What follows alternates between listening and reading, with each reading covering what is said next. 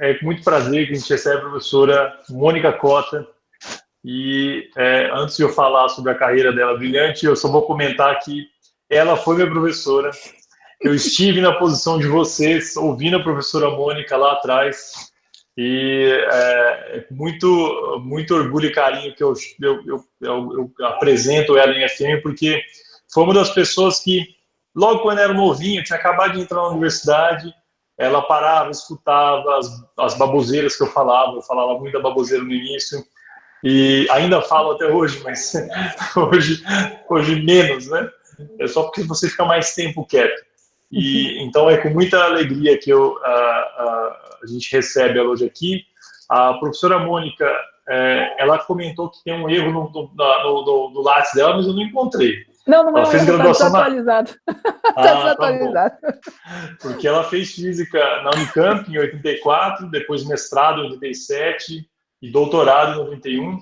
E depois ela ficou no Bell Labs, agora extinto, né? O Bell Labs, que era uma força, uma potência na parte de ótica fotônica e telecomunicações, de 91 a 93, e quando voltou para o Brasil, né, seguiu a carreira de pesquisadora, e hoje é professora titular da Unicamp, que, como vocês bem sabem, ser professor titular da Unicamp não é algo para poucos, tá? Então, é com muito orgulho que a gente recebe a professora Mônica, e a palavra é sua, professora. Esqueci de dizer, ela também é vice-diretora. Aí ela vai falar um pouquinho sobre, além de tudo isso, ainda é vice-diretora e vai falar um pouquinho sobre o Instituto de Física, porque eu acho que é legal vocês terem um panorama um pouco geral do que está acontecendo por aí trás. Tá bom? Tá. Ok, gente. Muito obrigada, Thiago. Bom, é o seguinte, gente. Quando o Gustavo perguntou, eu falei, olha, eu dei um seminário de física para curiosos agora, logo um pouco antes da gente fechar a universidade, e aí eu falei, será que isso é interessante? Eu descobri nesse fim de semana que a palestra está no Facebook, gravada de ponta cabeça, tem que ver no celular. Só que o Data Show naquele dia deu um chabu lá, que estava sumindo uma parte das cores, eu fiquei até chateada, porque eu fiz tantos slides bonitinhos, né? Então, se vocês já viram esse seminário, eu vi também, foi super interessante, alguém falou, Leonardo. Tá? Vocês desculpem, mas, de novo, vocês podem perguntar. Deixa eu ver aqui. Por quê? Porque agora vai ser muito mais íntimo. Esse seminário não é da minha pesquisa, tem exemplos da minha pesquisa, mas eu achei mais interessante mostrar a trajetória. O que significa isso? Como é que você constrói a ciência? Como é que você parte de uma coisa super básica e chega numa coisa mais aplicada? Hoje mesmo eu vi uma reportagem do BBC que falava sobre um cara que resolveu estudar as bactérias lá em Yellowstone, sabe aquelas fontes termais que tem lá? E ele achou uma bactéria que conseguia viver a 70, 90 graus de temperatura, que é muito rara. E essa bactéria depois foi estudada. Quando eles estão usando agora o PCR para fazer análise do COVID, eles precisam de uma enzima para fazer a replicação do DNA. Qual é a única enzima que consegue sobreviver na temperatura do PCR, que ele faz ciclos de aquecimento de 75 graus? A da bactéria lá do... Ela está sendo usada maciçamente, mas era uma pesquisa básica. O cara nem era, assim, ele não era pesquisador, ele tinha um emprego e ele gostava dessas coisas. Foi estudar por prazer. E hoje, sem isso, a gente não teria a técnica que a gente chama lá de padrão ouro, que faz a análise da COVID. Tá? Então, só para vocês terem uma ideia, como às vezes os caminhos não são muito lineares. Então tá, Então, por isso que eu chamo esse nome amplo aí da física, da matéria condensada, bionanociência. Eu coloquei aqui uma espécie de um chamado. Eu não sei se vocês sabem, mas o John Kennedy, quando foi fazer o discurso de posse da presidência dos Estados Unidos, ele falou alguma coisa tipo assim, olha, não pergunte o que o seu país pode fazer para você, pergunte o que você pode fazer pelo seu país. Então, eu coloquei aqui uma citação, esse Hans Frauenfelder aí é um físico que trabalhava com física da matéria condensada, fazia análise de materiais. Ele tem uns 94 anos, e acho que ainda está trabalhando lá em Los Alamos. E ele lá pelas tantas começou a aprender sobre proteína e adorou proteína, e ele falou isso, né? Não pergunte o que a física pode fazer pela biologia, se pergunte o que a biologia pode fazer pela física. E a gente vê que as coisas são de duas mãos. Então, o que eu queria falar para vocês hoje é tentar ver como que a física e a biologia podem se ajudar mutuamente. E se você pensar onde que a física esbarra na biologia, ela esbarra começando nos fluidos, porque a nossa planeta Terra, na verdade, é água, né? A maior parte é água.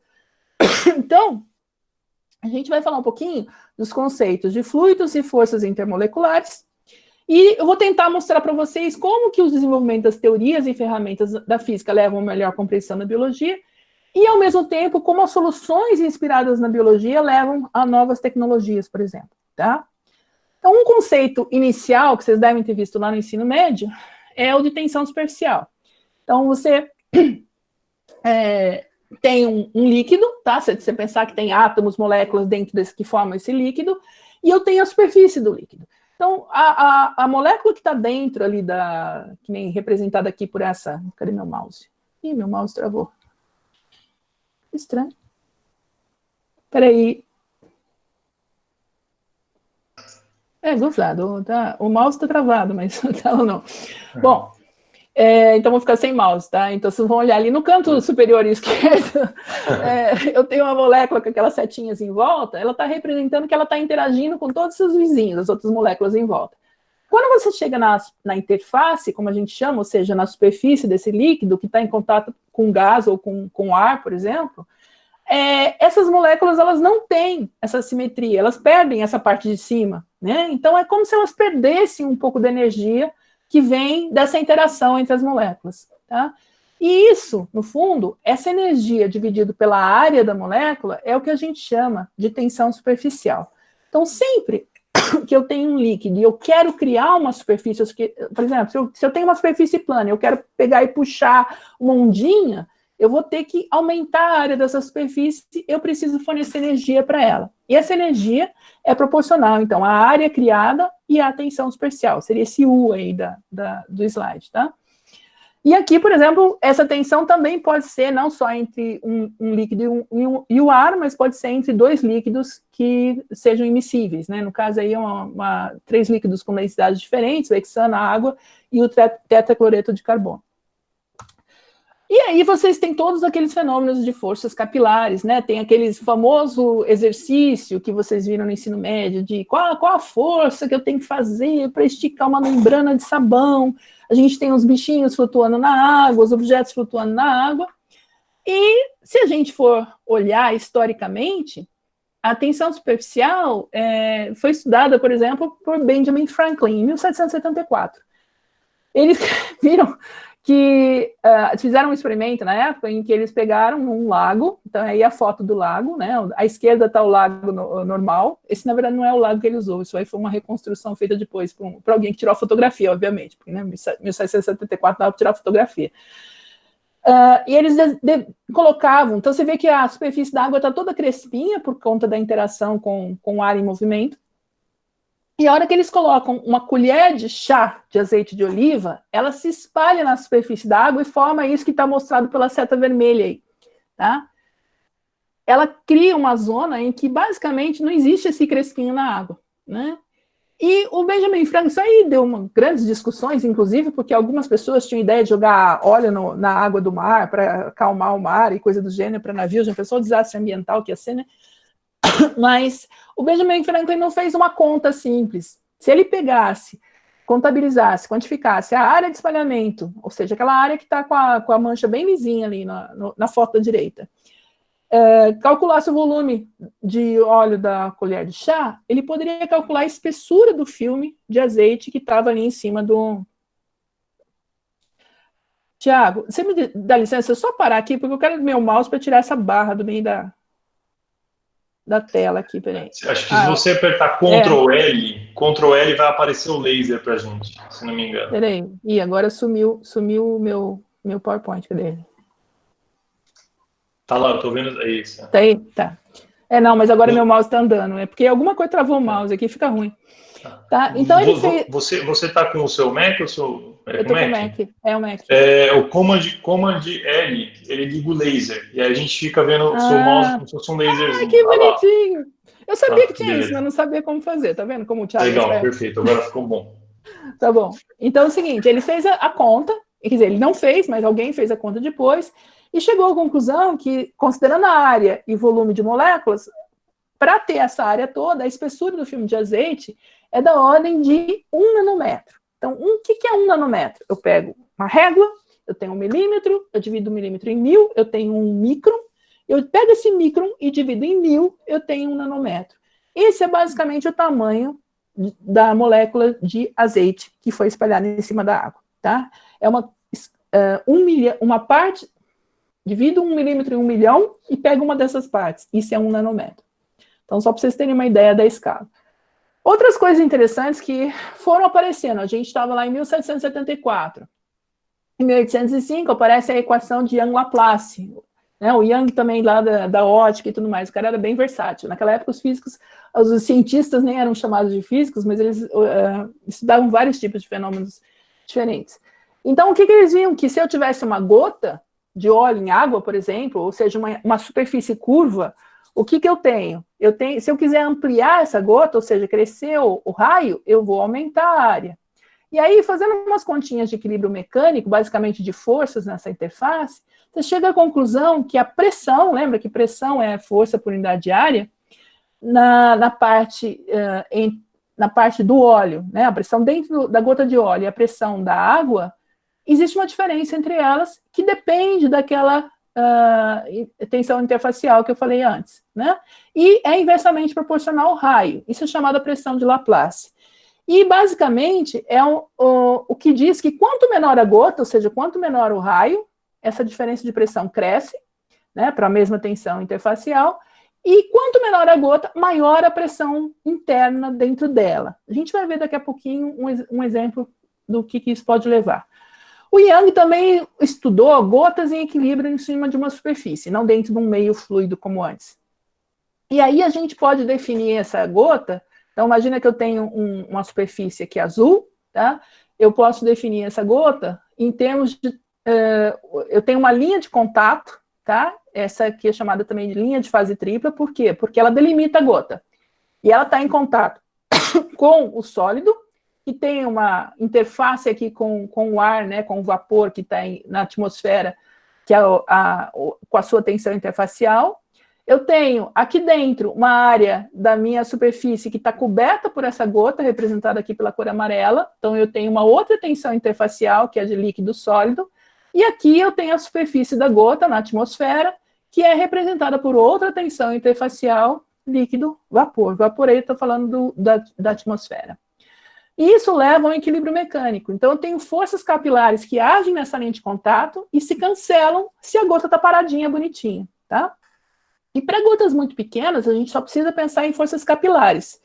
Isso equivale a dizer que existe um ângulo de contato para cada tipo de superfície, para cada tipo de gota que eu coloco numa superfície, né? E, por exemplo, é o caso quando você coloca uma gota de óleo em cima da frigideira, por exemplo. Você vê que forma uma gotinha. Conforme você esquenta a frigideira, o óleo se espalha.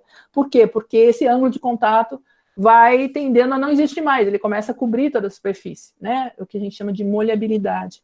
Então, quando eu penso numa gota numa superfície, eu tenho vários tipos, né, que foram estudados mais à frente, não em 1805, mas mais para frente. Quando eu tenho rugosidades na superfície, né, eu posso ter a gota se assentando direitinho aqui, seguindo a interface, ou eu posso ter ela aqui junto com o bolsão de ar, tá? Mas uma coisa interessante é que eu posso ter uma esterese de ângulo de contato. Não sei se vocês já viram, mas se você pegar uma gota numa superfície, numa frigideira, tá? Inclinar levemente a frigideira, a gota não necessariamente sai andando. Ela fica paradinha ali, e se você olhar bem de perto, você vai ver que o ângulo de um lado da gota começa a ficar diferente do ângulo do outro lado. É isso que a gente chama de esterese de ângulo de contato, né? Quando ela avança ou ela recede, a gota tem ângulos diferentes, ela se move com ângulos diferentes. Então, são conceitos que foram aparecendo conforme os cientistas foram estudando gotas, tá, em superfícies, a partir lá dos primeiros conceitos de Young, em 1805. Eles falam assim, para que serve gota? Tá? Gota serve, por exemplo, para ser um mini reator. Eu lembro que eu perguntei na sala se alguém tinha crescido cristal de sal de cozinha em água, que era uma coisa que a gente fazia quando eu era criança, né? E ninguém tinha feito isso. Fiquei muito frustrada. Então, se você colocar uma solução, dissolver sal de cozinha na água, uma concentração bem alta, a gente chama de supersaturação. Tem muito mais sal lá do que fica confortável para ele se dissolver em água. Então, você deixar paradinho o copo lá, se esperar 1, 2 dias, você vai começar a ver cristalitos de NaCl formando no fundo do copo. A mesma coisa é usada, por exemplo, para crescer cristais de biomoléculas, de proteínas, que vão lá para a linha do Simpla, para fazer difração, para ver se descobre a estrutura da proteína, para ver se dá para fazer droga para ligar nela. Vocês viram agora que o CNPEM lá fez uma análise para o computador. Então, tudo isso vem de conhecer, e uma forma de conhecer as proteínas é fazer difração de raio-x. Então, para fazer esses cristais, eles usam esse método da gota pendente, ou seja, eu ponho uma solução aqui dentro de uma célula fechada, né? E ponho uma gota aqui pendendo nessa tampa de vidro, tá? Só que há uma diferença na concentração de proteína, ou da biomolécula que seja, entre as duas soluções. E com isso, a água tende a equilibrar a concentração, indo de um lado para o outro, ela concentra mais ainda a proteína aqui, e isso faz com que esses cristais comecem a aparecer na suspensão aqui dentro da gota, tá? Isso até hoje é feito por robô, mas eu lembro da época que isso era feito pelo biólogo, 1 a 1, colocando a solução nesses disquinhos aqui. Cada disquinho, cada pocinho aqui tinha uma solução diferente. A gente cresce também, e isso é um exemplo de algo que a gente faz aqui lá no meu laboratório. A gente cresce o que a gente chama de nanofios. O que é isso? Lembra, nano é algo que é muito pequeno, que está lá naquela escala de nanômetro que eu mencionei lá no começo. Eu pego uma partícula metálica muito pequena, tá? Na hora de nanômetro, alguns nanômetros, exponho, por exemplo, no caso do ouro, exponho essa partícula a uma atmosfera que tem, por exemplo, silício, e devido à maneira, se eu coloco isso em supersaturação, essa partícula age como se fosse uma esponja, ela dissolve, ela chupa o silício do vapor e depois transforma num sólido de silício aqui embaixo dela, tá? E com isso você consegue crescer esses nanofios, que são uma das estruturas que se está estudando hoje para ver se você consegue fazer novos dispositivos eletrônicos muito mais potentes do que você tem no mercado. Tá? Então, existem modelos de que esse núcleo forma aqui nessa interface aqui e se propaga. O que você consegue fazer com isso? Isso aqui é um exemplo do grupo da Holanda, do Eric Bakers, em que eles pegaram um material que é fosfeto de galho. O fosfeto de galho ele cresce num arranjo cúbico, ou seja, o cristal ele vai se arrumando, formando nos cantos de um cubo, né? Só que num canto tem galho, no outro tem fósforo e assim por diante. Só que esse material não emite luz. Tá? A estrutura dele é tal que ele não emite luz normalmente. Não emite. A gente tem que fazer um truque para fazer ele emitir luz. E aí, o que ele fez foi, havia algumas predições teóricas que falavam assim, não, mas se esse material não seguisse essa estrutura, em vez de seguir um cubinho, seguisse um hexágono, né, os vértices de um hexágono, poderia emitir luz. Então, o que ele foi lá, fez o fosfeto de galho na fase que a gente chama de hexagonal, tá? E mostrou que dá para emitir luz com esse material, inclusive dependendo do que ele coloca em volta, por exemplo, esse aqui é o fosfeto de galho, ele está aqui emitindo em torno de 2 eletronvolts, começando a ficar no verde. Dependendo de como você faz ligas com eles, você consegue trazer a emissão no verde. E isso é uma das coisas importantes, porque nos LEDs hoje você não tem emissores verdes de grande eficiência, tá? Apesar que esse material não é tão eficiente quanto deveria. A gente pode também usar esse GAP, esse fosfeto de galho aqui, né? Um nanofio feito com ele na fase hexagonal, e crescer silício hexagonal. Aí fala assim, o que tem silício? O silício que a gente usa em toda a eletrônica é cúbico. Né? Se você tem silício hexagonal, você poderia ter um silício que emitiria luz. E isso seria muito bom para fazer uma integração da ótica com a eletrônica. O Eric conseguiu crescer o silício hexagonal, mas apesar da predição teórica, ele não emitiu luz. O que ele fez, ele misturou o silício com germânio, E aí ele conseguiu fazer esse silício germânio emitir luz. Esse paper aqui acabou de sair há uns... quando eu dei o seminário não tinha sido publicado. Nesse 1 mês, não, 2 meses, né, entre o seminário e essa aula, ele saiu na Nature, tá? Vocês verem que há alguma coisa... A Nature é uma revista científica que publica grandes contribuições para a ciência, né? Então, o pessoal que viu falou, nossa, isso aqui é bom, né? É bom, porque você pode começar a fazer agora optoeletrônica só com um material, que é o silício germânio hexagonal.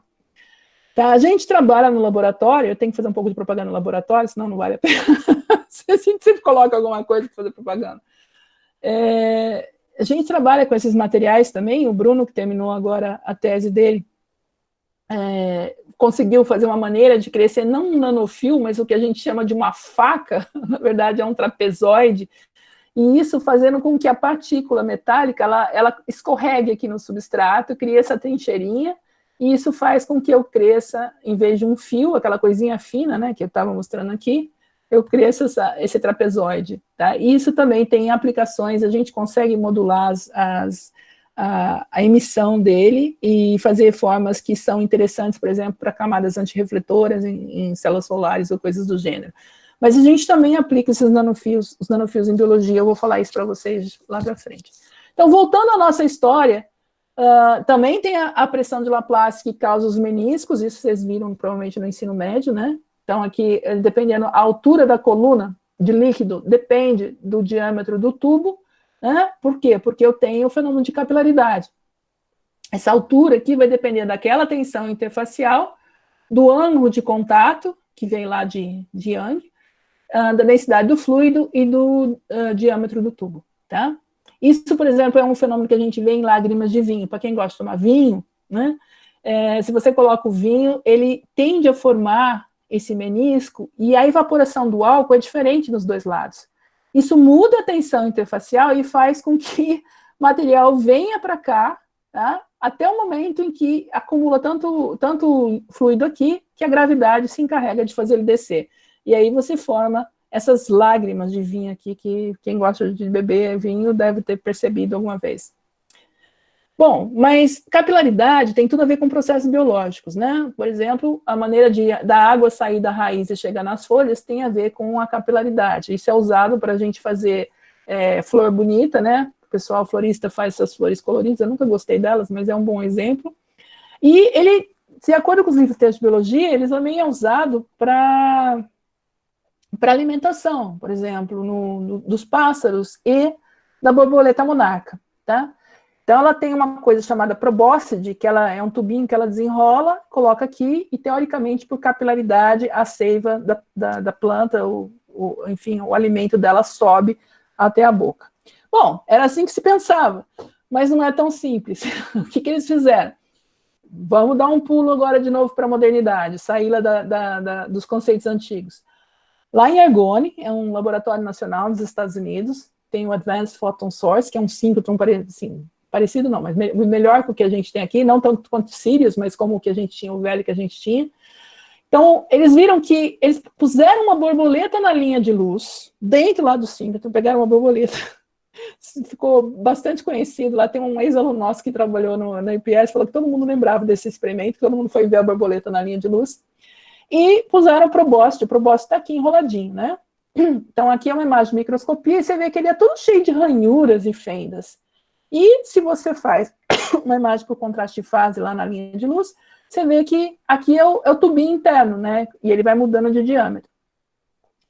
Só que o que eles fizeram? Eles não deixaram a borboleta se alimentar, eles puseram uma gota de água aqui na superfície do probóscide externa e ficaram observando com a linha de luz como que ela se difundia, ou como que ela ia sendo absorvida. E o que eles mediram, só para resumir a história, é que a água, ela forma um filme e daí ela começa a molhar essas ranhuras, tá? E é assim que ela entra por dentro do probóscide. Não é só pela ponta do canudinho, que nem quando a gente chupa suco. Não é um canudinho. Ele é, na verdade, uma espécie de uma esponja. Mas o mais interessante é que eles viram o seguinte, aqui está a gota de água e aqui está a estrutura do probóscide, tá? Numa técnica que chama de contraste de fase. E eles viram que aqui está o filme, onde está o laser, é o filme da água que está sendo penetrando pelas ranhuras, e formando um filme aqui na parede interna. Agora, vocês viram que tem uma bolinha aqui, uma bolinha aqui, uma bolinha aqui, uma bolinha aqui? O que acontece? Ao longo do tempo, eles formam essa liquid bridge, essa ponte de água aqui dentro do tubo, por conta de flutuações na espessura dos filmes, tá? E são essas pontes de água que levam a água, na realidade, com maior volume para dentro da boca da borboleta, e não só o filme na parede.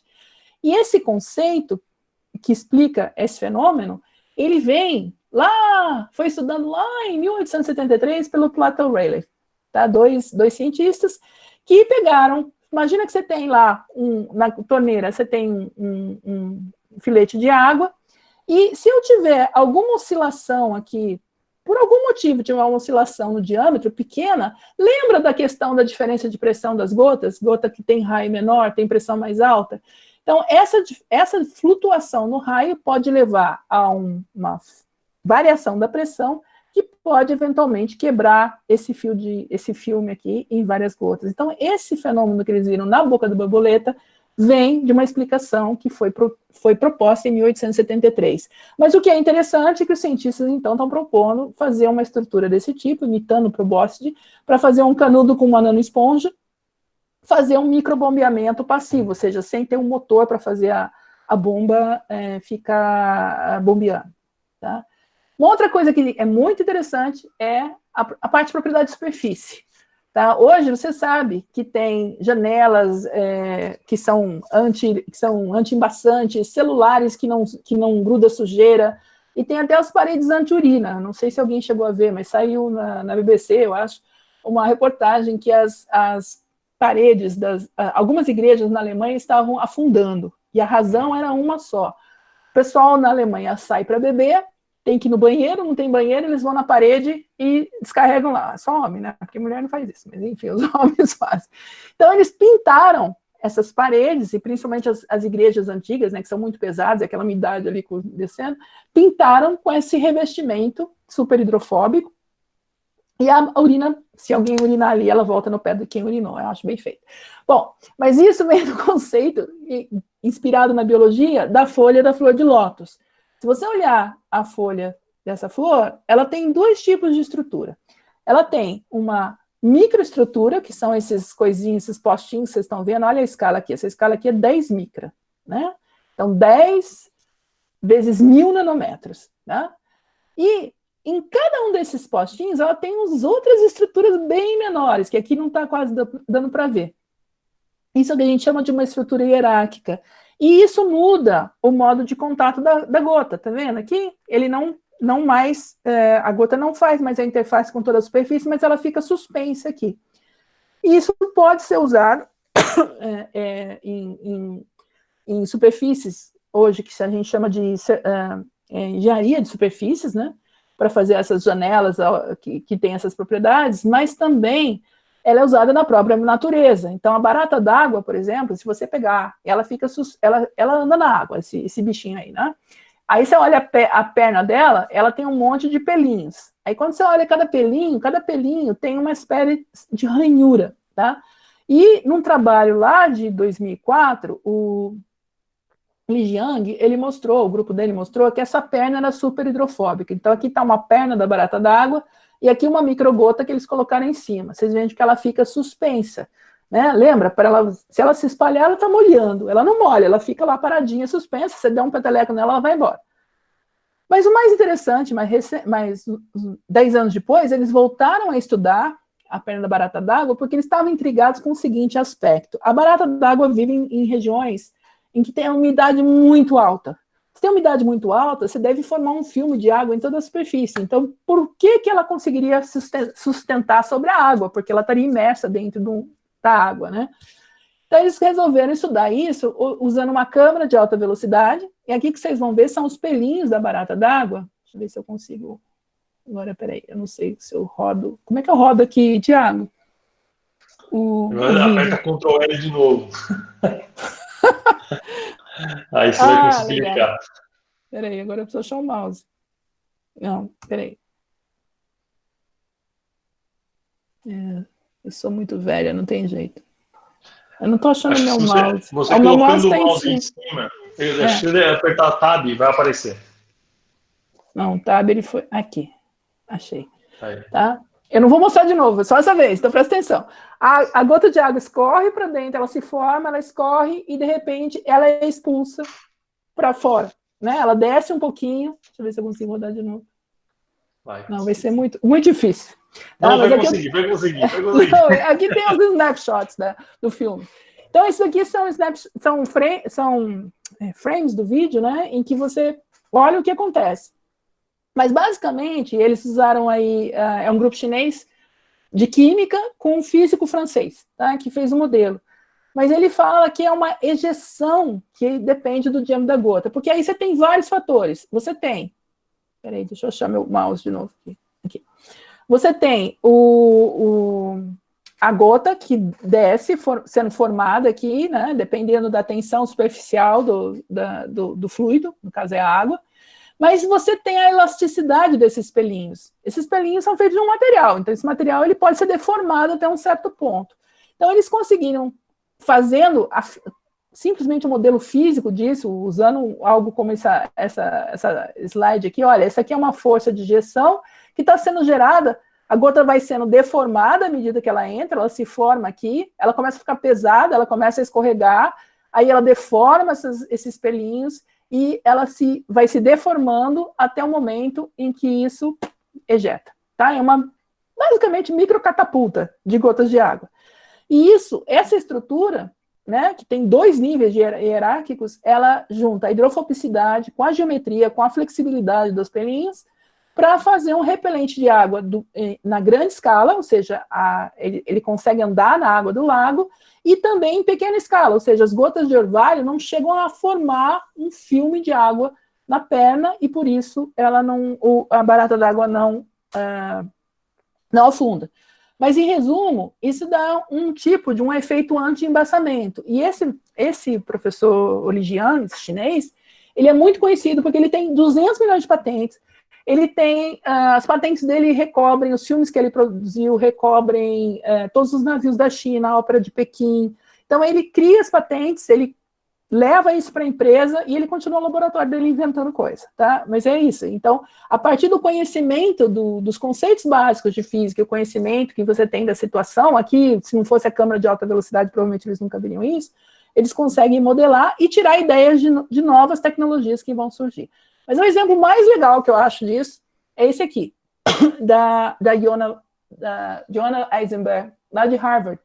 Esse Wyss Institute, onde ela trabalha, é um instituto que tem engenheiro físico-químico, todos trabalhando em engenharia inspirada na biologia.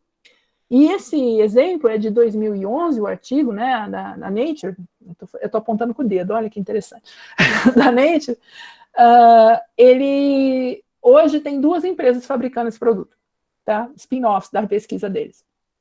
Mas tudo que ela fez foi baseada nessa planta aqui, é uma planta carnívora, e ela percebeu que quando o ambiente está seco, não chove, a planta fica lá de boa, quietinha, o inseto anda dentro dela, anda aqui dentro, não acontece nada.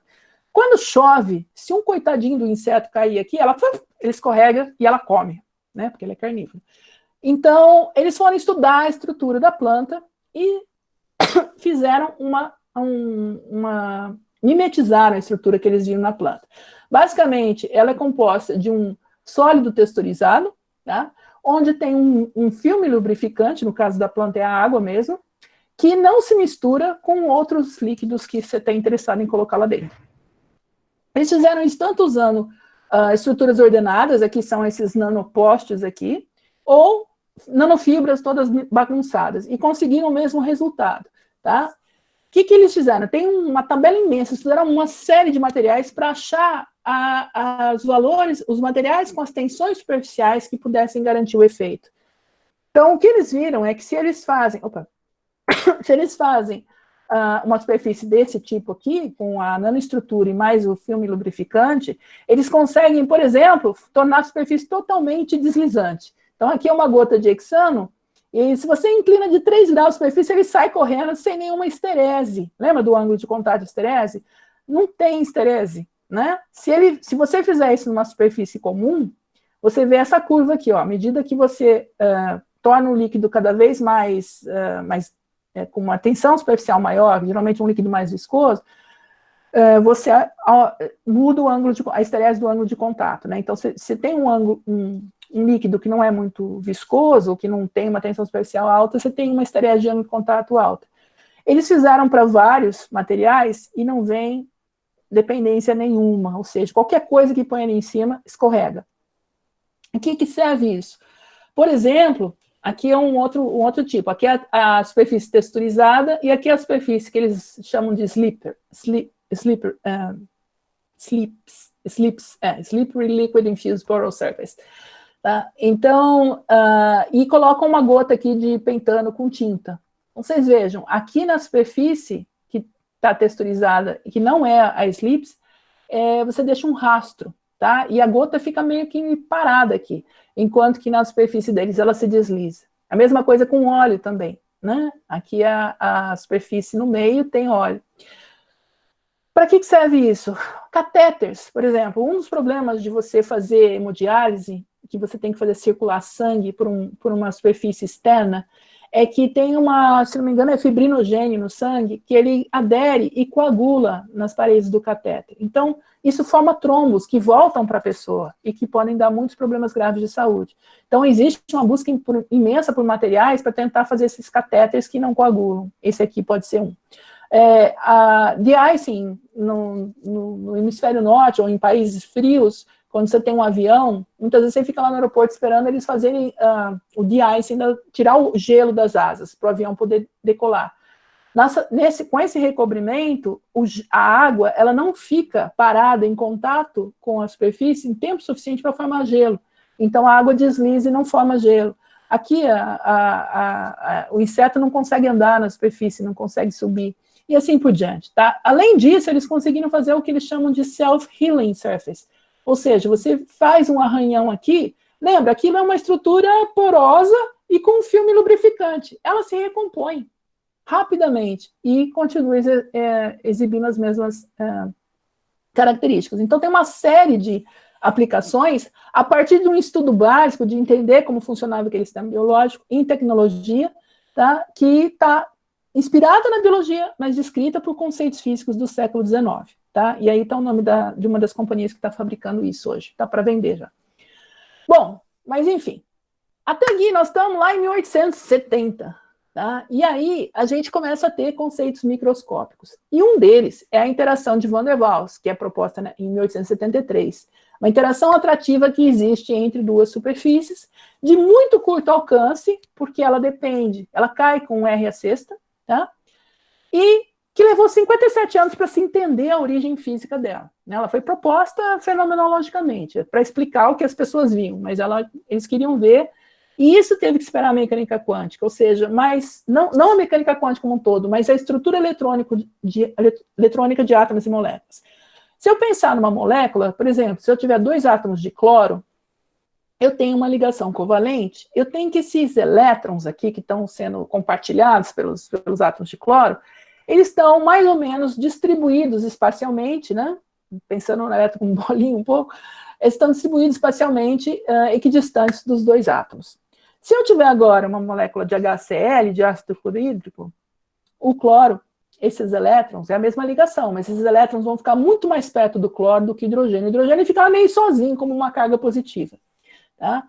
E, além disso, então, isso cria um momento de dipolo. Lembra? Aquela carga positiva num canto, carga negativa no outro, e eu tenho um momento de dipolo entre eles, e tem um campo elétrico. O momento de dipolo também pode ser induzido.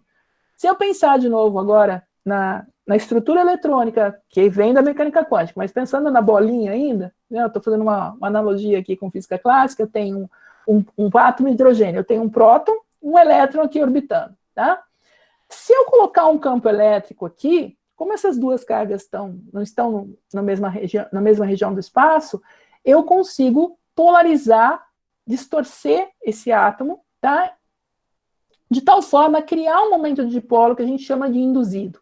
Então, esse momento de dipolo depende de quão polarizável é o meu átomo para responder ao campo elétrico externo. Eu posso ter um momento de dipolo permanente, posso ter um momento de dipolo induzido.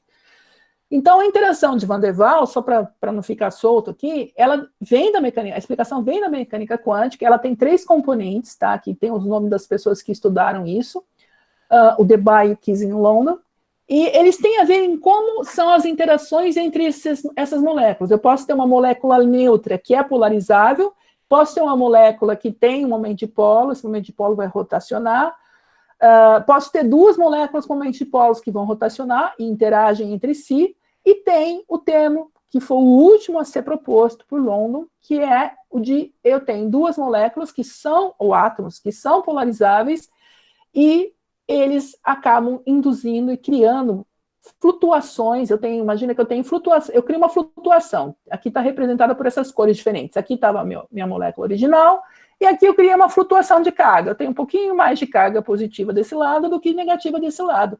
Ora, as bolas, mas se eu tenho outra molécula suficientemente perto, eu vou criar um momento de polo induzido aqui. Então, essas flutuações, isso é o termo que a gente chama de dispersão, explicam a componente atrativa de Van der Waals.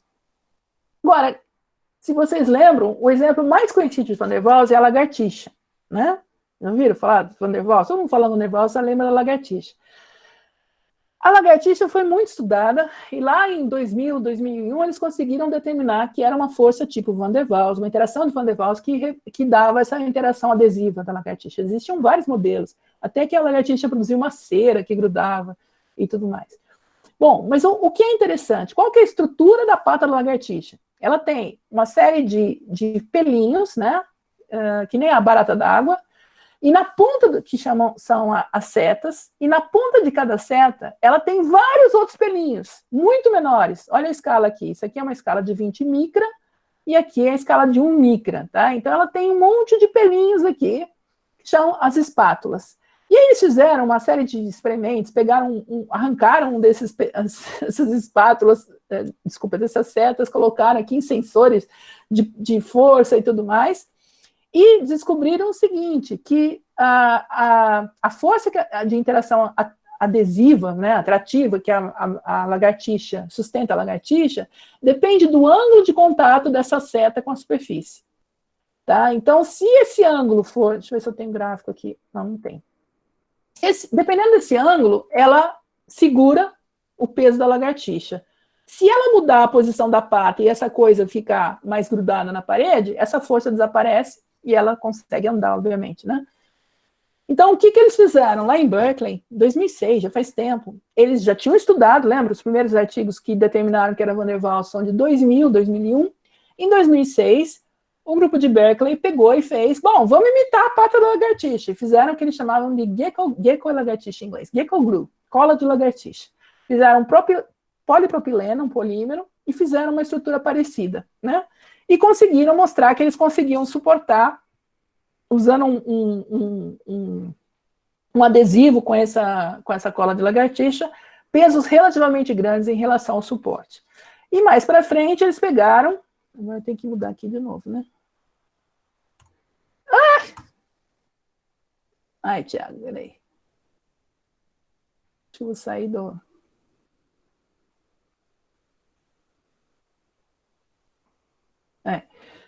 Esse é o Stickbot. É um robozinho, na pata dele ele tem esse adesivo, e ele está subindo uma parede de vidro, né? Grudando na parede de vidro. Aí, para ficar bonito, eles fizeram em formato de lagartixa. Mas mais para frente, isso foi um pouco depois que criaram a cola, eles começaram a estudar, porque para pegar uma pessoa e fazer uma pessoa subir uma parede de vidro, eu ia precisar de um adesivo que era quase do tamanho da pessoa, seria inviável. Aí eles começaram a modelar e falaram assim, a pata lagartixa tem um problema. Aqui está basicamente a adesão, a área de adesão, e aqui o quanto que ele consegue aderir, a pressão que ele consegue fazer. Então, se vocês olharem, uma espátula, ela tem muito mais adesão do que as setas ou uma pata, proporcionalmente à área. Por quê? Porque as estruturas começam a interagir entre si, né? E aí começa a ficar complicado. Então, o que os cientistas da época fizeram, os cientistas de materiais lá, e físicos e químicos, eles modificaram a estrutura, Então, aqui eu tenho uma estrutura de um outro material, com os pelinhos na ponta, mas vocês veem que agora o formato é diferente, o material é diferente, e eles conseguiram fazer algo que era mais equilibrado, apesar de ser basicamente igual a pata de uma lagartixa. E com isso eles conseguiram fazer essas raquetinhas aqui que estão na mão desse cara, que deve ser um estudante de graduação, pós-graduação, né? Tem que ser novinho para subir na parede de vidro, mas ele tá com proteção. E ele sobe, escala aqui 3, 4 metros no vidro, só usando esses adesivos aqui. Como? Fazendo essa questão de mudar o ângulo. Então, uma hora ela adere, se eu mudo o ângulo, ela solta, tá? Então, enfim, esse é o que a biologia pode trazer para a física, a gente compreendendo a funcionalidade de sistemas biológicos, com conceitos e ferramentas de física, e tem que eu não usei conceitos modernos, eu estou usando com física do século XIX, a gente consegue criar novas tecnologias. E isso deu origem, inclusive, a uma área de pesquisa que são os biomiméticos, daquele Instituto Wyss de Harvard, é um desses que produz esses biomiméticos. São materiais que imitam a biologia. A biologia teve tanto tempo para achar soluções, por que a gente não se inspira nela, né? Mas o que a física pode fazer pela biologia? Em primeiro lugar, a biologia está se tornando cada vez mais quantitativa. Então, você pode começar a descrever mais detalhadamente as forças intermoleculares e os processos biológicos. E aí a gente vai ter que ir além de Van der Waals, né? E os conceitos físicos continuarem evoluindo. Lá em começo do século XX, 1903, o Mi, ele propõe de que eu posso modelar a interação entre moléculas ou duas superfícies usando o que ele chama de potenciais de pares. Basicamente, é uma equação que vai ter um termo atrativo, que é o termo de Van der Waals, tá? E um termo repulsivo. Por quê? Porque se eu aproximar de mais dois materiais, que aqui está representado, aqui seria a potencial de interação e aqui o raio, eu vou começar a superpor as nuvens eletrônicas. Então, eu começo a ter repulsão, porque os elétrons não querem ficar perto dos outros elétrons. O potencial mais famoso que a gente usa até hoje para muita coisa em física, inclusive vocês vão ver bastante no curso de física, é o potencial do Lennard-Jones, tá? Que é esse termo repulsivo aqui, cai com 1/12, tá vendo? Ele cai muito rápido, uma vez que os elétrons começam a se afastar. Ele funciona muito bem para uma série de coisas. E essa é a cara do potencial, tá? Então, ele cai com R sexta e com R12, quando você chega muito perto. Bom, mas tem um problema. Quando a gente fala em forças intermoleculares em biologia, geralmente tudo está em solução. E aí a coisa piora. Por quê? Apesar de todas as forças terem origem eletrostática, o que significa isso? Olha, é uma interação de um dipolo com outro dipolo, de um íon com dipolo com dipolo induzido, tem as forças de London, de dispersão. Apesar disso, quando eu coloco, por exemplo, uma molécula, que é um aminoácido, a glicina, em solução, dependendo do pH da solução, eu posso protoná-la, eu posso ionizar essa molécula, e uma molécula que era neutra passa a ter um momento dipolo. Tá? Ou seja, essa molécula, em certo ambiente, ela era neutra, agora, de repente, ela tem um momento dipolo. Por quê? Porque o centro das cargas positivas e negativas está distribuído espacialmente. E isso é uma coisa que acontece também para alguns tipos de átomos, né, que tem momentos de dipolo muito grandes, é o famoso FON. Eu nunca tive química, porque eu fiz colégio técnico, aliás, eu fiz o mesmo colégio técnico do Thiago, a gente ficava conversando com isso quando ele era aluno, mas na minha época não tinha muita química. Mas você sabe que tem lá o famoso FON, que é o flúor, oxigênio e nitrogênio, eles conseguem trazer a carga do hidrogênio para muito perto deles, deixar o átomo de hidrogênio lá tadinho depletado de elétrons. Isso acaba formando as pontes de hidrogênio, né? Então eu tenho a molécula de água, por exemplo, que é um oxigênio e 2 hidrogênios, tá? Eu tenho um momento dipolo dentro da molécula de água, e quando ela está perto de outras moléculas de água, existe uma interação muito fraca entre elas, mas forte o suficiente para formar uma estrutura tipo rede aqui. Tá? E as pontes de hidrogênio são tão importantes em biologia, por quê? Porque elas são elas que formam a estrutura do DNA. Né? Então, se eu olhar aqui a ligação entre as bases nitrogenadas no DNA, na fita dupla, ela é formada por pontes de hidrogênio. Tá? Então, esse é um fenômeno muito importante em biologia. Mas, além disso, a gente tem outros efeitos. A gente tem efeitos de solvatação, tipo íon dipolo, ou seja, se eu tenho um íon em água, e a água tem um momento dipolo, eu tenho uma espécie de arranjo das moléculas de água em volta desse íon, de tal forma que se eu estou lá olhando mais de longe, aqui de fora, eu não estou vendo a carga do íon somente, tá? Ela está blindada por essas moléculas de água. E tem interações hidrofóbicas. Por quê? Porque eu posso ter uma molécula polar.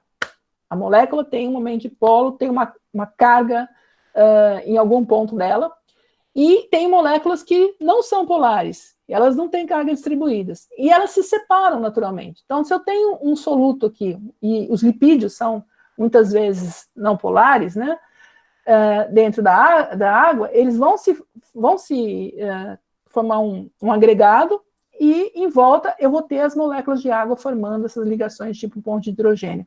E tudo isso, gente, nesse desenho aqui, pictórico, mas tudo isso é dinâmico, está mudando o tempo todo ali, as moléculas estão mudando o tempo todo, né? Mas por que eu estou falando tudo isso? Porque a gente chega na parte mais importante da biologia, que é o fato de que quando eu tenho macromoléculas em biologia, elas têm partes polares e partes não polares. E o que acontece quando eu coloco a parte não polar em contato com a água que é polar? Ela quer se esconder, tá? Que nem o detergente, o óleo faz na água. Então, para ela se esconder, ela se dobra.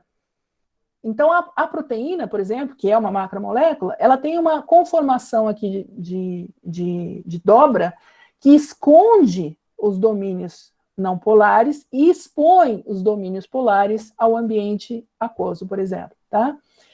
O que isso significa? Isso significa que, do ponto de vista de funcionalidade dessa molécula, os sítios ativos são esses que estão expostos. Se tiver algum sítio aqui dentro, ele não vai conseguir se ligar em nada, porque está escondido. E isso modifica o papel dessa molécula dentro de um organismo, por exemplo. E ele é tão importante, o papel da água é tão importante que alguns autores ainda ficam discutindo até que ponto a água é parte da biologia, né? Não é só o fluido onde ela está imersa. Bom, a última coisa que eu queria falar de ligação aqui em biologia são as forças estruturais. A famosa chave-fechadura, que vocês já devem ter escutado. É a ligação específica. Nesse caso, nós não temos um potencial de interação. A gente não consegue descrever isso com um potencial de par, com Van der Waals, com qualquer coisa que eu falei até agora. Nesse caso, você precisa realmente fazer na marra, você fazer simulação, colocar os átomos lá e colocar as forças entre eles e ver o que acontece num computador, por exemplo. Tá? Então, eu não tenho nenhuma descrição analítica para dizer como essa ligação ocorre. E eu tenho associação de moléculas com configurações específicas. Então, a primeira vez que esse conceito surgiu foi em 1894, né, voltando lá no nosso conhecimento histórico, e interações enzima-substrato. Né? Substrato é o produto que a enzima vai alterar, né? É definição de química, não de física. Físico, substrato é um suporte. Tá?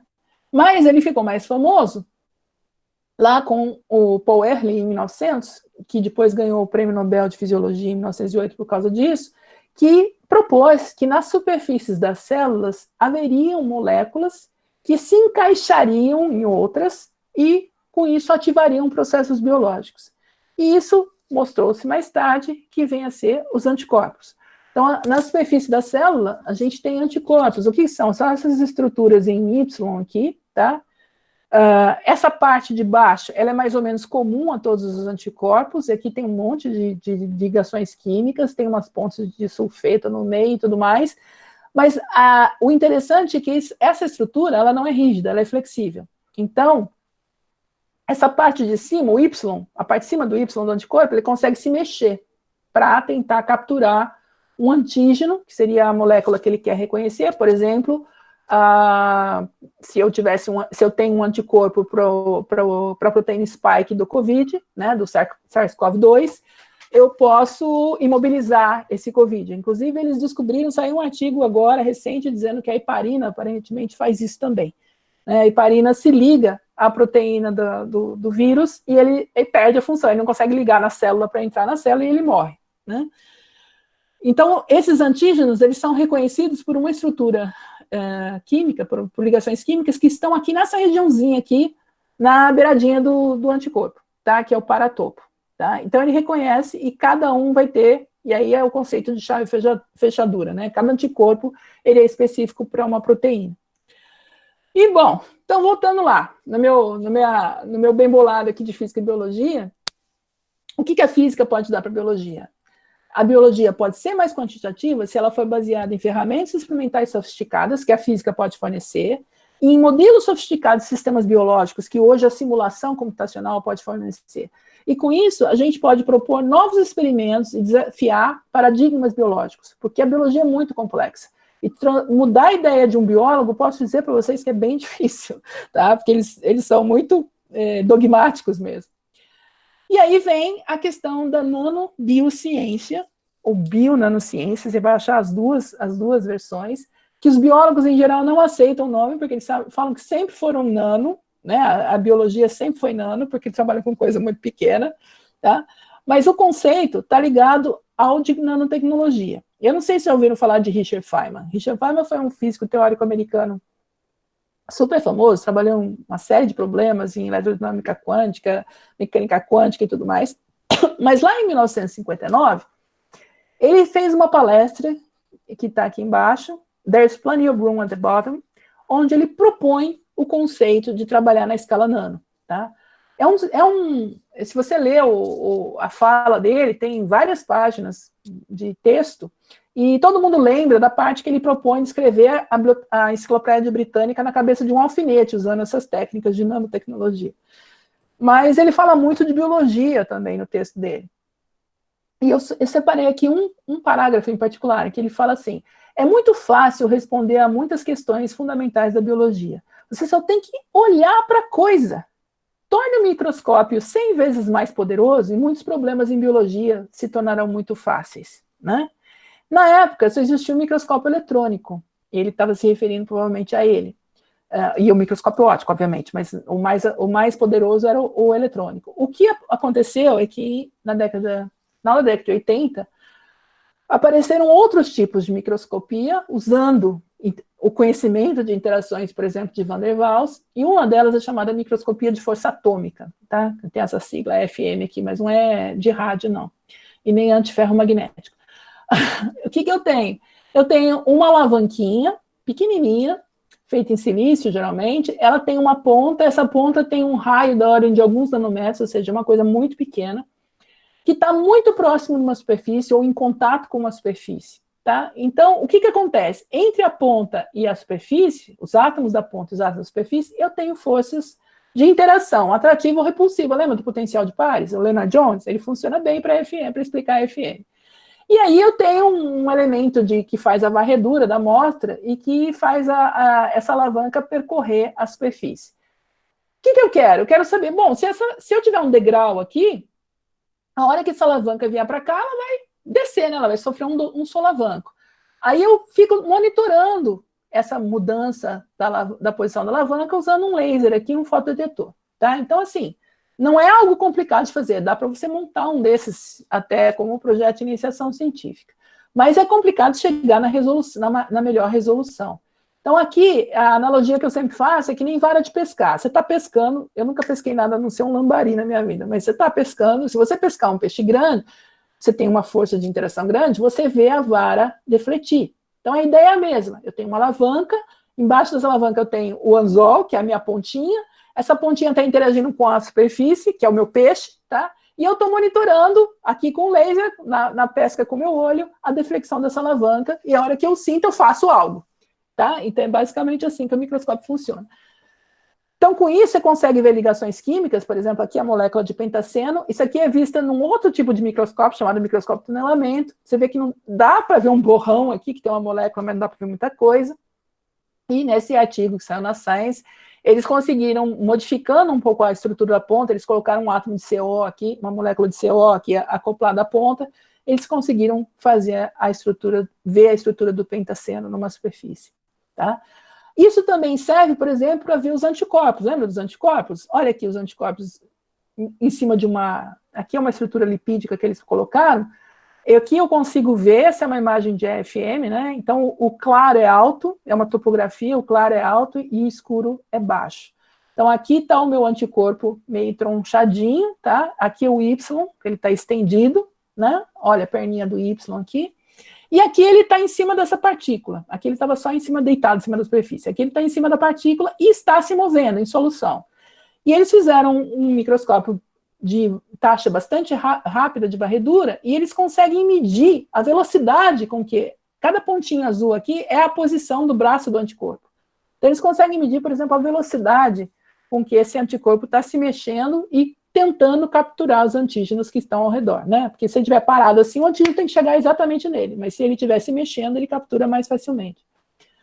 Outras maneiras de fazer esse tipo de medida é fazer como pesca mesmo. Eu coloco uma minhoca aqui na ponta do meu anzol, na verdade uma molécula que se liga ao, por exemplo, ao anticorpo, eu deixo o anticorpo na superfície e vejo, venho aqui e a molécula se liga, e aí o que eu faço? Eu puxo essa alavanca para cima até que essa ligação se rompe, tá? Então é aqui, ele está em contato, ele liga, e aí eu vou puxando para cima até que ela se rompe. Com isso, eu consigo saber, por exemplo, qual a constante de afinidade dessa ligação.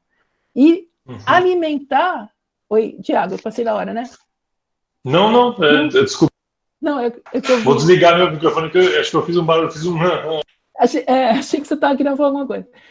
Tá, eu estou acabando aqui. Então, mas isso esses dados servem para alimentar, por exemplo, a simulação computacional dessas moléculas, o design de drogas, e você pode, inclusive, pensar em fazer testes de novas drogas farmacêuticas, como eu ponho a célula e ponho a droga. Aí eu vejo se há ligação ou não na presença da droga. Porque se a droga tem um receptor na célula, esse receptor vai estar ocupado e não vai interagir com a molécula que está na ponta. E tem vários experimentos desse tipo. Tem uma enorme quantidade de coisas que dá para fazer. Uma coisa que a gente fez no nosso laboratório, que tem a ver com sensores, mas não usando o FM, mas usando o conceito desse microscópio, a gente trabalha com bactérias, tá? Então, o que vocês estão vendo aqui é uma bactéria de planta, chamada Xylella fastidiosa, e essa coisinha colorida, sabe que para ficar impressionante a gente pinta, né? Mas a imagem original era preto e branco mesmo, que era um microscópio eletrônico. Então, isso aqui são nanofios semicondutores, que a gente pegou lá daquele grupo da Holanda, do Eric Bakers. Por quê? Porque eu consigo fazer esses nanofios aqui na Unicamp, só que eu só consigo fazer numa área muito pequena. Aí, querer que a bactéria vá parar na área que tem o nanofio é um pouco, né, frustrante, porque ela vai parar onde ela quiser parar. Então, o Eric, ele conseguia fazer isso em áreas bem grandes, com a outra técnica, e por isso nós usamos as amostras dele. Mas, em princípio, são amostras que a gente faz aqui. Tá? Aí nós fomos... Vocês estão vendo que a bactéria aderiu aqui, e o nanofio, essa coisinha vermelha, defletiu, grudou na bactéria? Então, isso, em princípio, me dá uma ideia da força de interação da célula com a superfície. Isso era usado para células humanas, que são imensas comparadas com bactérias. Aí a gente fez umas continhas básicas lá, usando lei Hook, e viu que dava para fazer a medida com a bactéria. E tentamos e deu certo. Então, aqui, por exemplo, o que vocês estão vendo, aqui a bactéria está seca, tá dentro do microscópio eletrônico, só que é só para ficar bonito. Por quê? Porque ela usa uma série de polímeros para se ligar na superfície, que quando você seca, ela, obviamente, você retira a água, você pode estar defletindo simplesmente porque você secou o material. Então, a gente foi para dentro do microscópio, essa aqui é a bactéria viva, ela é verdinha, por quê? Porque os biólogos conseguiram colocar uma proteína fluorescente no verde, aquela mesma, para quem assistiu o Big Bang Theory, que o Sheldon colocou no peixinho, que ficou do lado da cama dele, tá? E ela produz, então, essa proteína e ela floresce no verde. E aqui, cada pontinho azul é um nanofio visto de cima, e na verdade eu não estou vendo o nanofio, mas eu estou vendo a reflexão de um laser dentro do microscópio confocal que tem aqui na Unicamp, no IFABIC, e a gente vê a bactéria e olha todos os nanofios que estão perto da bactéria e mede a deflexão deles. Aí eu uso lei de Hooke, tá? Tem que ter um pouco de cuidado, não dá para usar em qualquer condição, mas dá para usar a lei de Hooke, F igual a KX, e eu ploto a força em função do ângulo, ou seja, da direção de deslocamento do nanofio. Então, aqui, por exemplo, eu estou vendo que o nanofio 1 está bem aderido. Por quê? Porque quanto maior o deslocamento, o traço aqui no polar plot, maior a força, tá? Nesse nanofio 4, que está longe da bactéria, eu estou vendo só o ruído de vibração do nanofio. Aqui, nesse caso, a bactéria dá em pé também, nem sempre ela deita, tá? Na maior parte das vezes ela está em pé. Então, ela está aderida no nanofio 1, porque as forças são grandes, mas o 2 que está do ladinho aqui, ó, tem quase nada. tá? E 3 também não, e o 4 é meu controle, vendo que ela está realmente aderida no nanofio 1. E com isso a gente consegue fazer um sensor de força em que a bactéria adere e começar a entender essas estruturas tipo biofilme, que são realmente o que causa problemas. Por exemplo, as infecções hospitalares são bactérias que formam biofilmes. Essa estrutura de bactérias que é formada dentro de uma cápsula que protege do hospedeiro. Na planta, ela entope a planta. Então, no caso da laranjeira, que é a Xylella feta, a laranja fica sem sumo, ela fica aquela laranja murcha, seca, a bactéria está na planta, tá? Esse é um outro exemplo de estudos em tempo real que a Aldeliane acabou de defender o doutorado fez, em que a gente põe, isso aqui é a nossa amostra que tem os nanofios, aqui é um caldinho que tem as bactérias, essa é uma célula que vai dentro aqui do microscópio, tá? O mesmo microscópio que eu usei antes. Tá aqui a objetiva do microscópio, e aqui a gente olha o movimento, a gente consegue medir o movimento da bactéria, tá? Em função da, por exemplo, aplicação de uma droga, que é o N-acetilcisteína, e ver o que está alterando na bactéria. Na verdade, a gente sabe o que está alterando, mas só para dizer que a gente consegue fazer aqui e ver, por exemplo, que no caso que eu tenho a droga, né, ela se mexe muito mais porque ela está dissolvendo aquela cápsula que liga ela ao nanofio, tá? E aí a gente consegue medir as forças em cada caso e ver a velocidade, e ter uma imagem em tempo real da ação desse fenômeno. Mas um outro exemplo que eu peguei, estou acabando mesmo, que vocês já devem estar cansados, esse aqui é um artigo que saiu recentemente na Nature, naquela mesma revista que eu falei que é importante, em que eles pegaram essa bactéria, é uma bactéria que habita, ela é usada em Minas, a Vale tem vários projetos olhando, porque ela consegue reduzir metais. Tá? Ela habita em regiões que são bem ricas em metais. E ela tem, eles chamaram de nanofios de proteína, mas na verdade são proteínas fimbriais que tem uns fiozinhos, não sei se vocês estão vendo, tem uns fiozinhos aqui em volta da bactéria que ela usa para várias coisas. Eles arrancaram esses fiozinhos com processo químico e fizeram uma espécie de uma montanha de fiozinho aqui, de nanofios de proteína, ou de pile, como a gente chama. Tá? E pegaram e aplicaram uma diferença de potencial aqui num ambiente úmido. O que eles perceberam que eles conseguem gerar, é como se fosse uma bateria. Tá? A água interage com esses filamentos proteicos que conseguem conduzir carga, e com isso eles conseguiram, inclusive, gerar potencial suficiente para alimentar um display. Então, isso é só um exemplo para mostrar que aquela pesquisa, às vezes, básica, aqueles conceitos lá, todos chatos que a gente vê no livro-texto, que não sabe muito bem para que serve, estão todos embutidos em tudo que está saindo de mais, sei lá, talvez esotérico até em ciência, como, por exemplo, fazer um dispositivo usando filamentos de proteína de bactéria. Mas um outro campo que teve um aumento, do ponto de vista de tecnologia, enorme nas últimas décadas, é o de biosensores. O que a gente chama hoje de medicina personalizada tem a ver com o fato que a gente consegue fazer sensores que a gente pode carregar com a gente, tá? Eu não estou falando do celular sendo usado para isso. Então, o que é um sensor? Eu tenho algo que eu quero detectar, um analito, eu tenho um receptor para ele, que poderia, por exemplo, ser o meu anticorpo, eu tenho um transdutor que vai pegar quando essa interação ocorre, transformar em um sinal que eu consigo ler, pode ser eletroquímico, pode ser óptico, térmico, piezoelétrico, enfim, e passar isso para uma eletrônica que vai me dar um sinal detetável, tá? E nessa região aqui dos transdutores é onde os nanomateriais, ou seja, eu pego um material tipo silício lá, né? Eu pego um silício que é um bulk, é um pedaço de cristal. Mas se eu faço ele muito pequenininho, na escala nanométrica, ele tem propriedades diferentes do material grande, tá? Porque ele tem uma razão superfície e volume muito alta, eu tenho muito mais alto na superfície do que dentro do volume, e além disso tem efeitos de tamanho da mecânica quântica, mas mesmo só pela razão superfície e volume, a gente já tem uma contribuição muito grande. Então eu peguei um review recente aqui da Nature Biotechnology, que mostra a linha do tempo dos biosensores, começando lá nos biosensores de glicose, que foram os primeiros que apareceram. Aqui, vocês vejam, aquelas tirinhas que a gente compra na farmácia, quem é diabético, que antigamente fazia isso, furava o dedo para medir a glicose, surgiu em 1987. Depois, o controle de glicose, que faz monitoramento, que tem o pessoal que tem um catéter e fica, a bombinha lá fica jogando insulina direto, surgiu em 2000. E a partir de 2000, começaram a surgir o que a gente chama de nanobiosensores, justamente usando os nanomateriais que começaram a ser estudados na década de 90. Tá? Então, hoje, o que a gente tem? A gente tem esses nanomateriais integrados em plataformas flexíveis, ou seja, eu posso fazer aquele negócio, tipo, na minha época tinha um chiclete que vendia, você põe um adesivo assim, saía um decalque na mão, tá?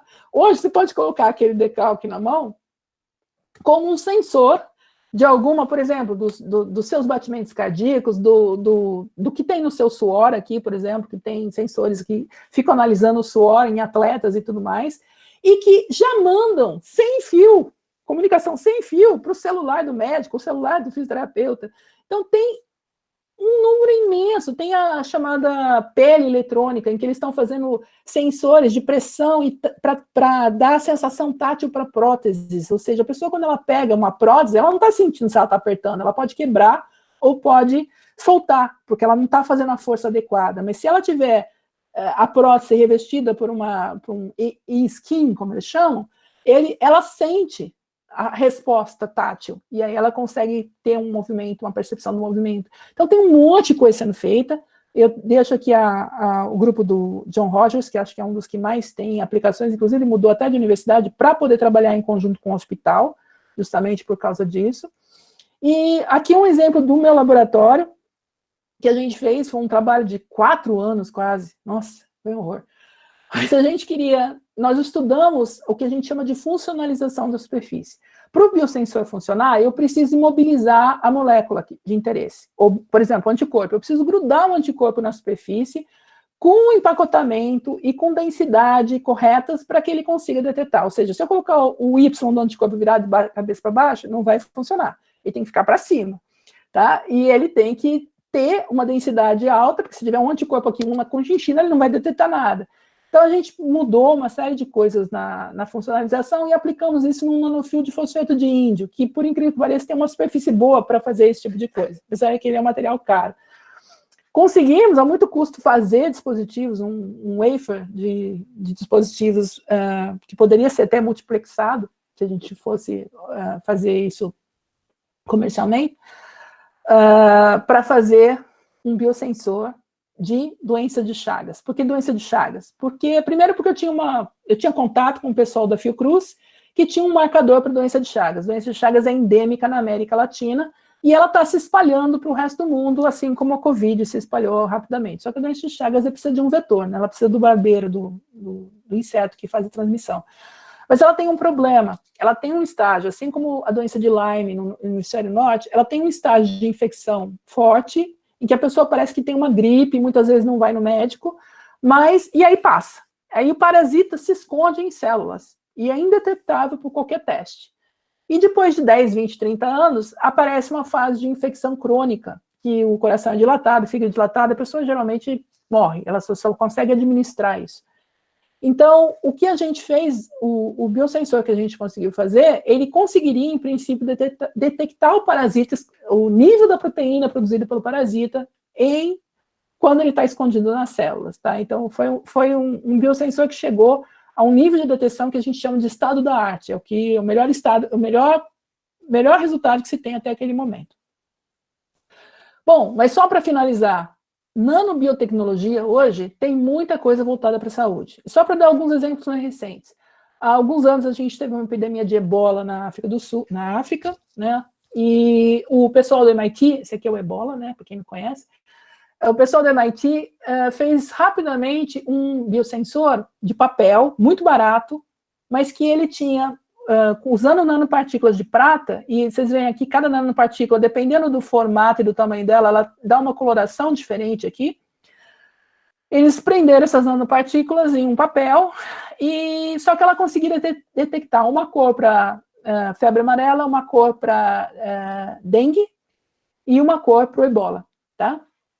E por que isso? Você vai perguntar, por que você quer ver isso? Porque os sintomas iniciais das 3 infecções são os mesmos, né? Febre alta, dor no corpo, parará. Só que a febre amarela e a dengue precisam do inseto como vetor. Então, se você estiver numa sala de espera de um médico que tem um paciente infectado aqui, se o mosquito não estiver lá, você está salvo. Agora, se você tiver alguém com ebola, é que nem você ter alguém com Covid, né? Dentro do seu lado. Você vai ter uma chance de ser infectado bem alta. O ebola é muito contagioso.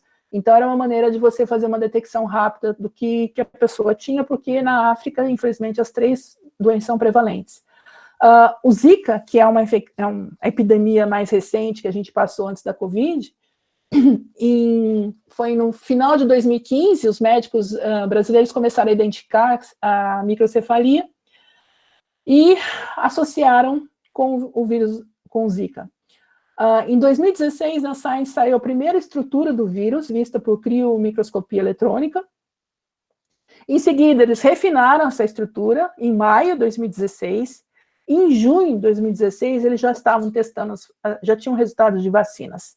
Aí você vai perguntar, mas por que não tem a vacina do Zika até agora? Eu perguntei isso para um farmacêutico, colega meu, um cara da farmácia. E ele falou que tem várias, 2 ou 3 sendo testadas e estão em final de teste na indústria farmacêutica. Ou seja, segredo absoluto, mas ele acha que tanto para o Zika como para a dengue, logo nós teremos uma vacina. Tá? Mas vejam, nós estamos em 2020. E aí, um dos frutos, de novo, falando da ciência, das aplicações, o que se sabe? Que o Zika invade os neurônios. Na verdade, ele atua em algumas células tronco, né, que vão formar a estrutura do cérebro, por isso que a microcefalia ocorre nos fetos.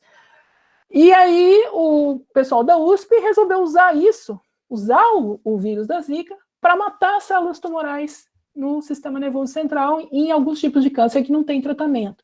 Então, aqui, por exemplo, a imagem da célula está agonizando aqui, porque as partículas de vírus aqui, né, em laranja, estão penetrando, aqui está o núcleo, né, o DNA da célula, e eles estão penetrando e ela está se desfazendo, basicamente. Tá? Então, o que eu queria mostrar para vocês é isso, que às vezes a ciência nem sempre vai para um caminho muito claro, mas você tendo conhecimento básico, os conceitos fundamentais, você consegue ir muito longe. Então, a nova bola da vez, né, o coronavírus, estamos aqui nesse online por causa disso, mas uma coisa que eu queria chamar a atenção é que vocês vejam como a resposta da ciência é rápida. Normalmente, alguém faz uma pesquisa, ele quer publicar na melhor revista possível, ou seja, naquela revista que mais gente, teoricamente, vai poder ver a pesquisa e valorizar o que foi feito, e usar esse resultado para ir adiante. E isso tem a ver com aquelas ordens, parâmetros de impacto, que a gente fala de revistas científicas, né? Por exemplo, Nature, Science, são as mais importantes porque elas publicam todos os assuntos. Então, para entrar na revista, você tem que ter um resultado muito top, né? O que aconteceu com o coronavírus? A gente tem o que a gente chama de repositórios. Tem o bioarchive, que é da biologia, o medRxiv, que é da medicina, chemarchive da química, e o archive, que é o original da física, onde as pessoas podem colocar o artigo enquanto ele está sendo avaliado pela revista para ver, pelo processo de avaliação de pares que a gente faz, para ser publicado. No caso da pandemia do coronavírus, pela necessidade premente de repartir resultados, está todo mundo publicando nos repositórios, imediatamente, está todo mundo partilhando dados, e é isso que esse comentário da Science discute, que a cultura de se fazer pesquisa está sendo modificada em função da necessidade que o coronavírus está colocando para a sociedade. E isso é uma outra coisa importante da ciência. Tem um monte de professor do Unicamp que parou de fazer o que faz normalmente e está lá na força-tarefa tentando ajudar a resolver esse problema. Tá? E para isso a gente precisa ter pessoal treinado, a gente precisa ter conhecimento acumulado, a gente tem que poder buscar esse conhecimento e a gente não pode deixar se perder. E aí, voltando àquela pergunta do mestrado e doutorado, são os processos de formação dos cientistas. Leva-se 4, 5, 10 anos para você ter um cientista bem formado. Não sai de uma hora para outra. Tá? Então, se você interrompe, por exemplo, as bolsas ou o financiamento da pesquisa, essas pessoas vão ter que viver de alguma coisa, elas vão procurar outros caminhos. E o conhecimento se esvai. Tá? Então, essa é a realidade que a gente tem hoje. E só para terminar mesmo, eu queria também deixar claro isso. Ciência e tecnologia estão interligados, mas existe um caminho, existe uma escala temporal que leva da ideia inicial até a inovação de um novo produto ou uma nova tecnologia, tá? Por exemplo, muitas vezes a gente usa esse TRL, Technology Readiness Level, ou seja, nível de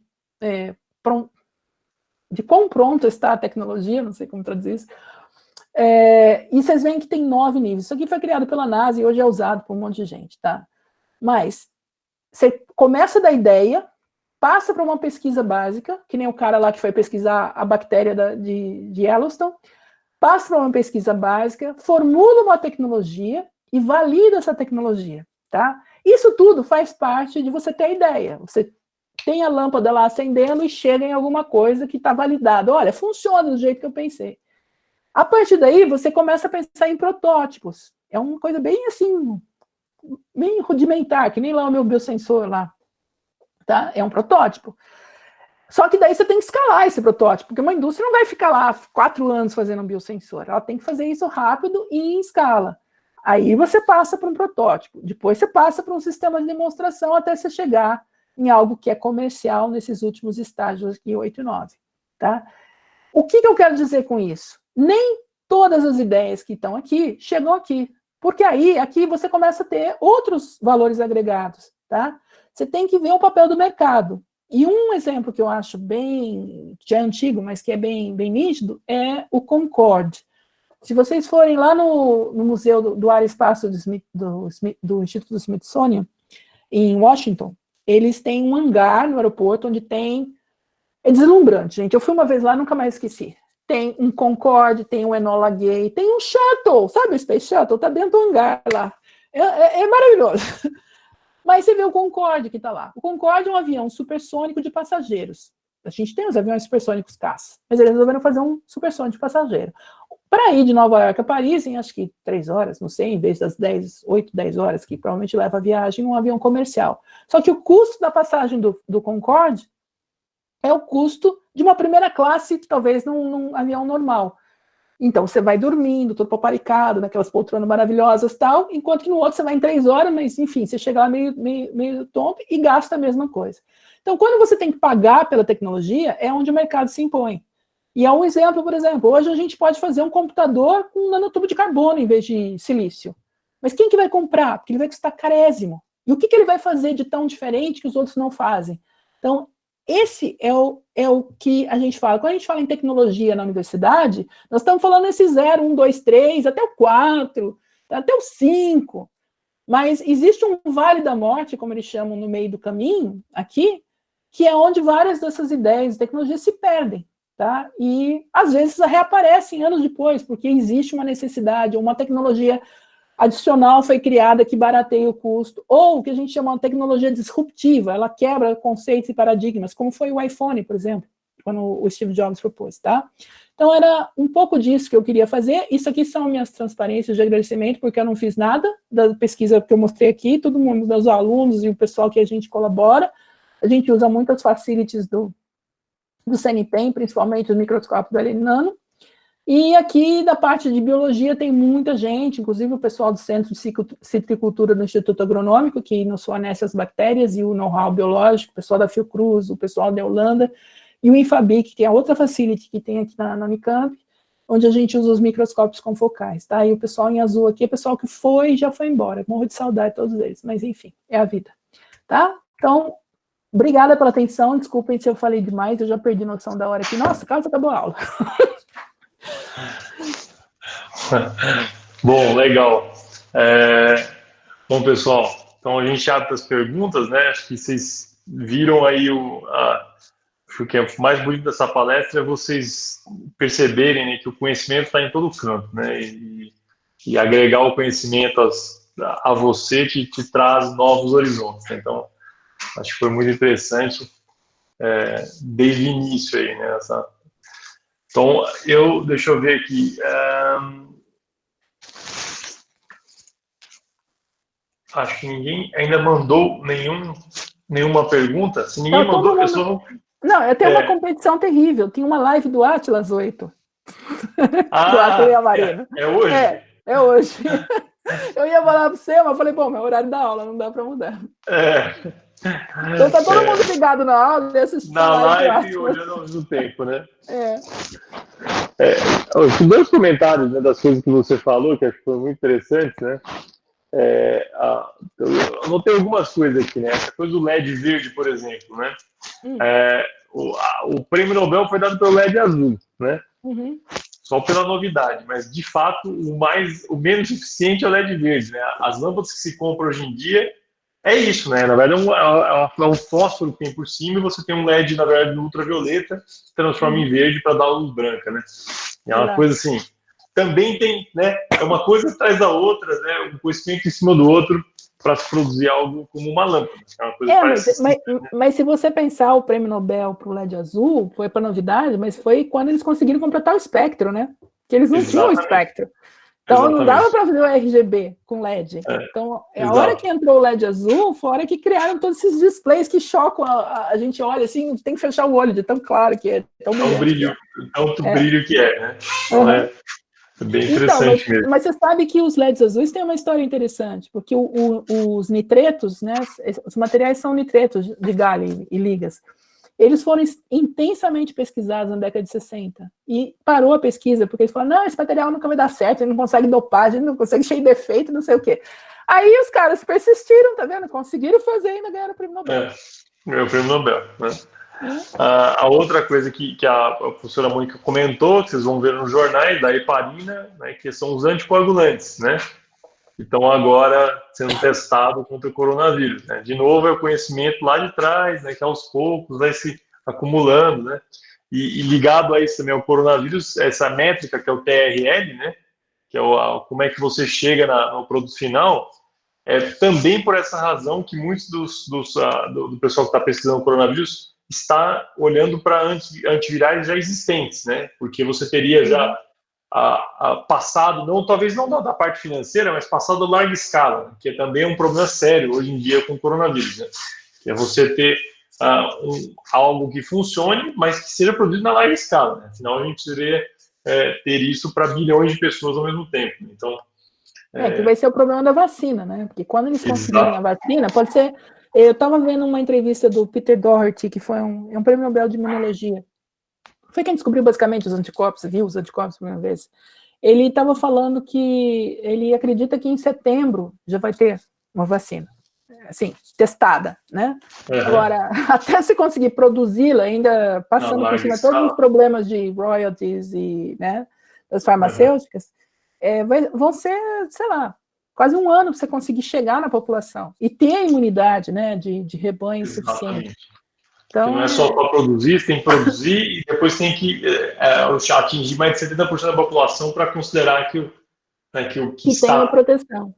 Sem contar que as pessoas mais velhas, que são as pessoas que têm mais propensão a ter casos mais graves de Covid, elas têm um sistema imunológico que não responde à vacina tão bem quanto uma pessoa mais jovem.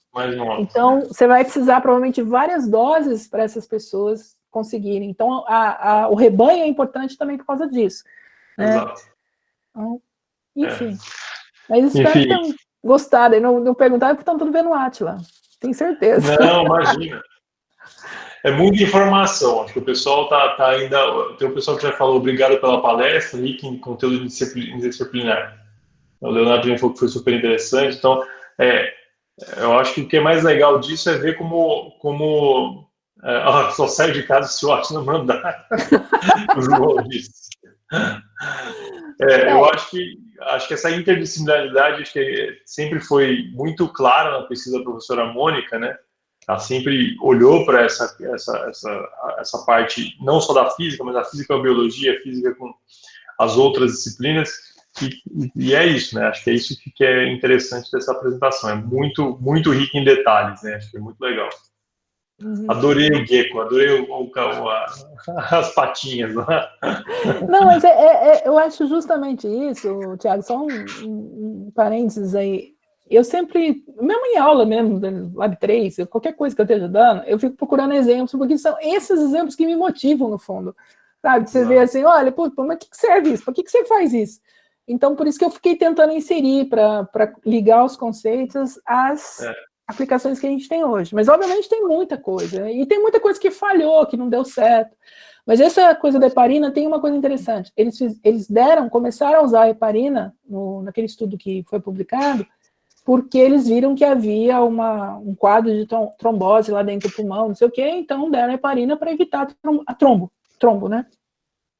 E agora, saiu hoje, eu vi na FAPESP, não olhei o artigo, em que eles veem que realmente existe uma ligação da molécula com a proteína do vírus, né? Então, eles estão, inclusive, procurando miméticos da heparina que não Porque heparina é anticoagulante, então você pode ter hemorragia, né? Se você tomar muito. Exato, esse é o problema. Então eles estão tentando procurar uma molécula, ou seja, estão tentando desenhar uma molécula, e aí vem a biologia molecular, que tenha a mesma ligação da heparina com a proteína do vírus, mas não tem o efeito de ser tão anticoagulante quanto a heparina. Tá? Então, assim, e a biologia, realmente, os problemas são muito complexos, porque o nível de interações e associações é muito alto. Tá? Então, a gente tem muito espaço ainda para a ciência caminhar. Para a ciência evoluir. Todos eles aí podem fazer física biomédica, física médica, que tem muita coisa para fazer, tá? Legal. E alguém pediu meu e-mail aí, se você quiser passar para eles. Eu não sei se acho que eu não pus na apresentação, mas Mônica@ifi. Mônica@ifi. Né? Peraí, eu posso colocar aqui. Eu esqueci. Não, eu vou colocar lá na página do... Eu coloco aqui só para eles saberem, mas eu posso colocar na página também de FM. Eu tenho a gente tem uma página do Moodle, né? Então lá eu coloco as apresentações, eu coloco lá também. Olha lá, alguém escreveu ali, um exemplo de pesquisa básica que teve aplicação depois é o projeto LIGO. O LIGO. Mais ou menos. Né? Mais ou menos. Mas acho que a vantagem do LIGO é que acho que a parte prática do LIGO, talvez o Caio se refira a isso, não sei se é exatamente isso, a quantidade de tecnologia que foi desenvolvida para que esse projeto dê certo é absurdo. Né? Porque você começa a tentar resolver uma coisa pequenininha, né? Ou supostamente pequenininha, mas tem tanta tecnologia por detrás que tem que ser desenvolvida que isso escala. Mas a mesma coisa aconteceu quando você coloca um desafio. O projeto Apollo, por exemplo. Né? Exatamente. O projeto Apollo tem N coisas que a gente usa no nosso dia a dia que vieram de soluções tecnológicas feitas para conseguir levar o homem à Lua. Apesar da gente nunca ter mais voltado, né? Agora estamos querendo voltar lá. Não importa. Até o velcro, sabia? Até o velcro. O velcro ele existia, ninguém usava. Aí eles resolveram usar na cápsula do Apollo para segurar as coisas, né? No espaço com gravidade zero. E aí a coisa pegou. Aí começaram a produzir, popularizou e pegou. Tá bom? Ok. Então tá bom. Bom, gente, de novo, vamos agradecer, né, a professora Mônica. Muito obrigado, Mônica, pelo seu tempo, sua disposição. Excelente palestra. Pessoal, se vocês precisarem de alguma coisa do Instituto ou tiverem alguma necessidade, enfim, quiserem conhecer mais um pouco, escrevam. Tiago tem certeza que vai responder, eu também respondo, tá? Porque, infelizmente, a gente está nessa situação que a gente não consegue interagir mais fortemente, mas não é por isso que vocês não devem deixar de procurar conhecer, tá bom? Isso aí. Eu falo o tempo todo, né, Tiago? Não, tá certo. É bom eles ouvirem de você, porque eu já falei algumas vezes, mas é bom eles ouvirem de outra pessoa também. Então, muito bom. Então tá bom. Então tá bom, gente. Obrigado e até semana que vem. Até mais. Até mais, Tiago. Obrigada pelo convite. Tchau, gente. Obrigado. Até mais. Tchau.